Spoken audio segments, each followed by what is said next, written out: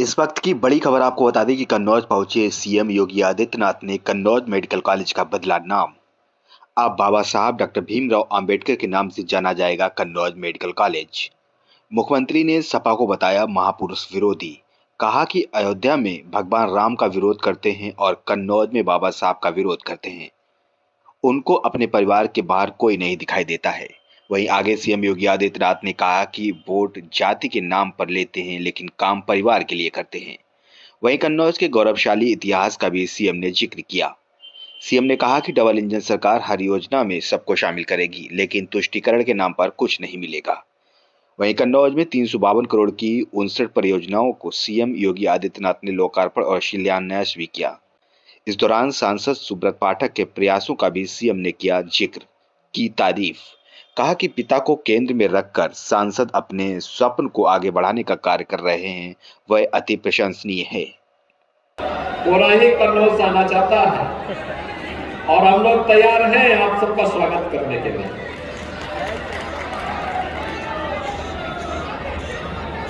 अयोध्या धाम में आपका स्वागत सरकार करेगी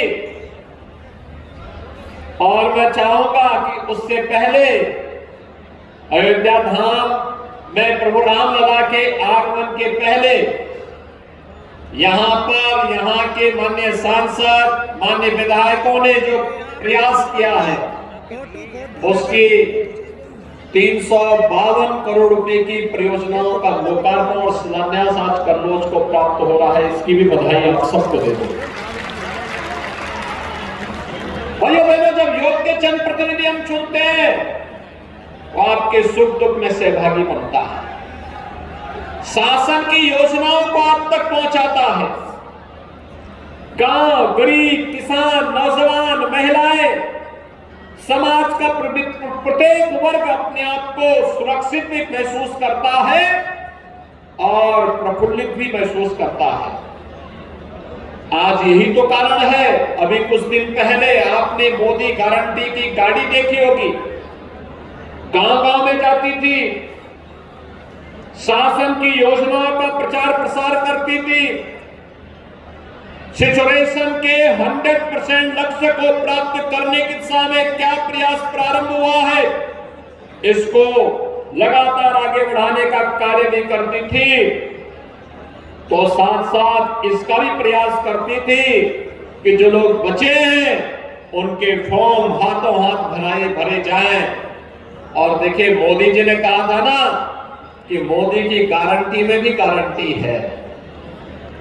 मकान के लिए जिन लोगों ने आवेदन किया था उन सबके मकान की व्यवस्था भारत सरकार ने अपने बजट में इस बार कर दी है। जो 1 फरवरी को भारत सरकार का बजट आया है, इस अंतरिम बजट में 2 करोड़ नए लोगों को आवास उपलब्ध कराने की घोषणा भी कर दी है और 3 करोड़ ड्रोन दीदी का प्रशिक्षण देने के लिए भी व्यवस्था कर दी गई है।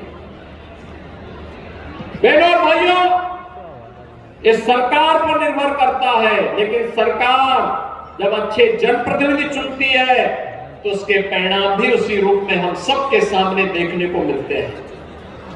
और आपने अच्छा जनप्रतिनिधि चुना, अच्छा सांसद चुना, तो आपके लिए संसद में, देश के अंदर आपकी आवाज उठाते हैं। अच्छे विधायक आपने चुने तो प्रदेश में आवाज उठाते हैं, योजनाओं को लेके आते हैं और उन्हीं योजनाओं को आगे बढ़ाने के क्रम में आज आपको ये सब देखने को मिल रहा है। आप मुझे बताइए, अगर समाजवादी पार्टी की सरकार होती तो क्या रामलला का भव्य मंदिर का निर्माण लोग करने देते क्या अयोध्या में?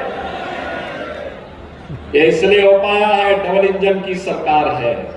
और डबल इंजन की सरकार न केवल डबल स्पीड के साथ चलती है, बल्कि डबल इंजन की सरकार आपकी आस्था का सम्मान भी करती है और आपको सुरक्षा का बेहतर वातावरण भी देती है।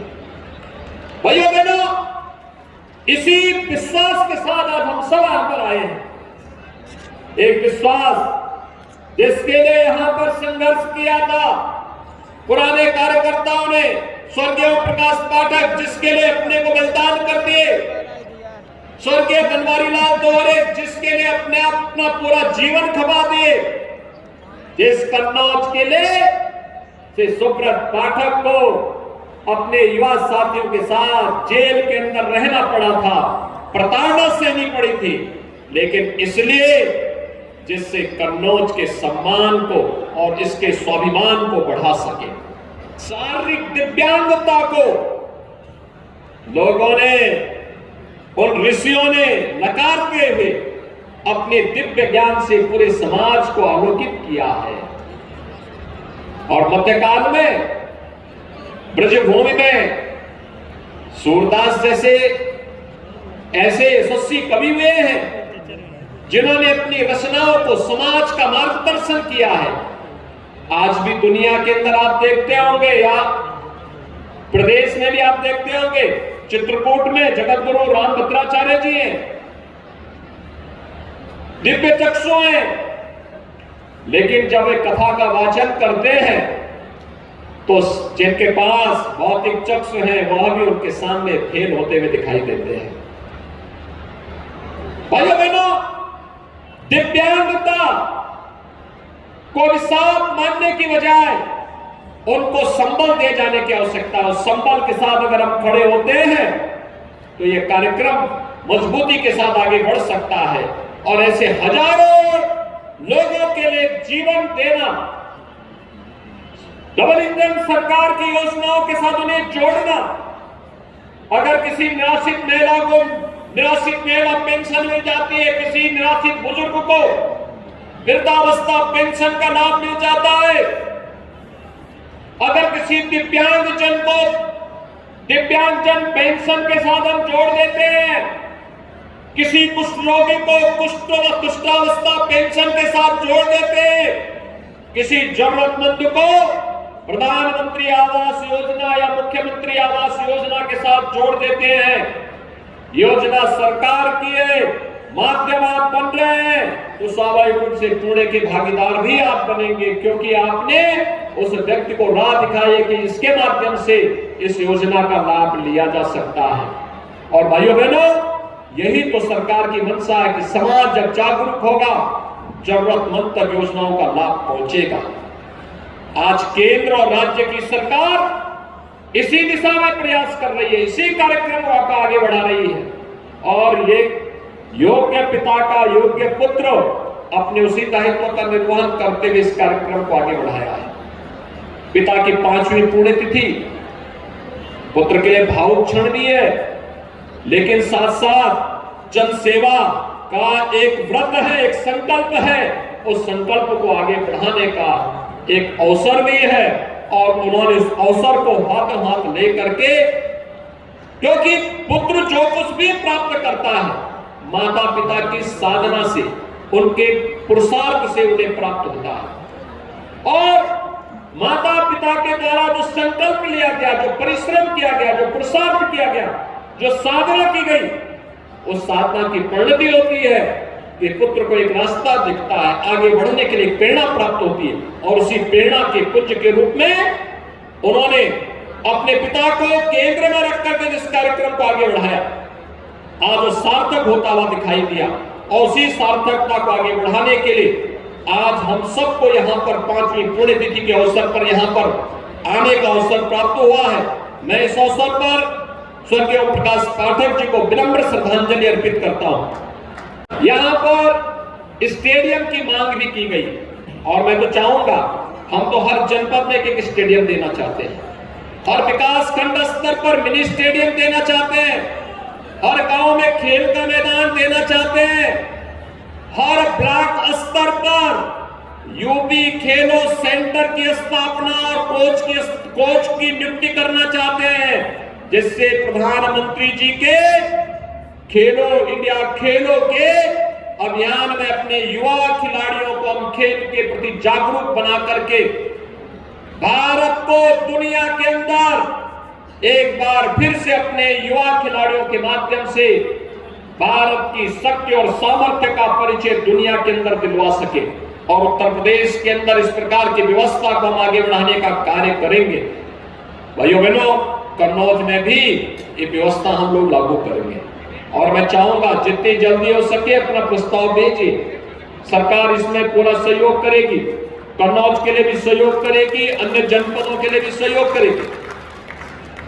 ऐसे ही अन्य इंफ्रास्ट्रक्चर से जुड़े हुए कार्य सड़कों के हैं, पुलों के हैं, आईटीआई है, वर्ल्ड क्लास आईटीआई देना चाहते हैं, हम लोग पॉलिटेक्निक बनाना चाहते हैं, स्किल डेवलपमेंट से जुड़े हुए केंद्र स्थापित करना चाहते हैं, अभ्युदय कोचिंग के माध्यम से अपने युवाओं को किसी भी प्रतियोगी परीक्षाओं की तैयारी करने के लिए वह फिजिकली भी और ऑनलाइन वर्चुअली भी उस व्यवस्था के साथ जुड़ करके परीक्षाओं की, प्रतियोगी परीक्षाओं की तैयारी कर सकता है। और ये व्यवस्था आगे लागू होगी, लगातार ये आगे बढ़ रही है। ऐसे ही अटल आवासीय विद्यालय की तर्ज पर हर जनपद में एक एक विद्यालय हम लोग खोलने जा रहे हैं। पीएम श्री विद्यालय में मौजूदा विद्यालयों के इंफ्रास्ट्रक्चर को बेहतर बनाने की दिशा में सरकार कार्य कर रही है, जिससे शिक्षा की गुणवत्ता को बढ़ाने में हम सब योगदान दे सके। आज भाइयों बहनों, इसी क्रम में हमें यहां पर कन्नौज में मुझे आने का अवसर प्राप्त हुआ है।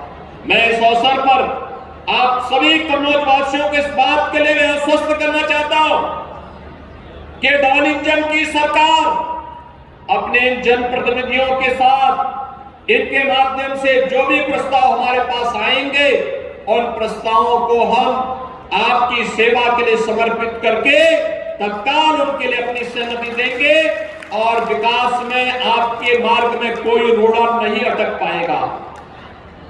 वेलफेयर स्कीम का बराबर लाभ बिना भेदभाव के हर तबके को प्राप्त हो पाएगा और यही तो डबल इंजन की सरकार का कार्य है। मकान सबको, शौचालय सबको, राशन कार्ड सबको, आयुष्मान का कार्ड सबको, लेकिन योजना का लाभ तो सबको देंगे, लेकिन तुष्टीकरण किसी का नहीं करेंगे, किसी का नहीं करेंगे। मजबूती के साथ राष्ट्रवाद के इस अभियान को आगे बढ़ाने का कार्य करेंगे। ये विकास की योजनाएं हो, आस्था का सम्मान हो या फिर विरासत को आगे बढ़ाने का क्रम, ये निरंतर आगे बढ़ता रहेगा।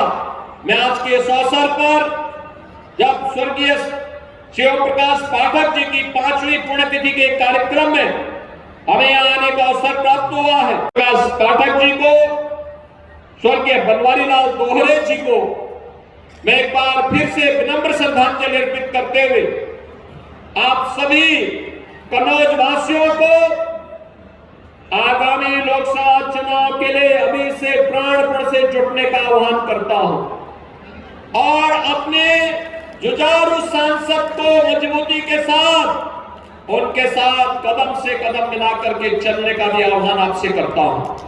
उन्होंने संघर्ष किया है, वे संघर्ष करेंगे, कोई चिंता की आवश्यकता नहीं। विकास की जिम्मेदारी हमारे ऊपर छोड़ दीजिए। विकास और वेलफेयर स्कीम से कोई वंचित नहीं रह पाएगा। इस विश्वास के साथ मैं आज के इस अवसर पर आप सभी के प्रति अपनी शुभकामनाएं देता हूं और चुनाव के पहले अयोध्या में रामलला का दर्शन करने का आह्वान भी आप सबसे करता हूं। अयोध्या में जरूर आइए, रामलला का दर्शन उससे पहले करके ऊर्जा से भर जाइए। आप सब मेरे साथ बोलेंगे, भारत माता की, भारत माता की, भारत माता की, जय श्री राम, जय जय श्री राम।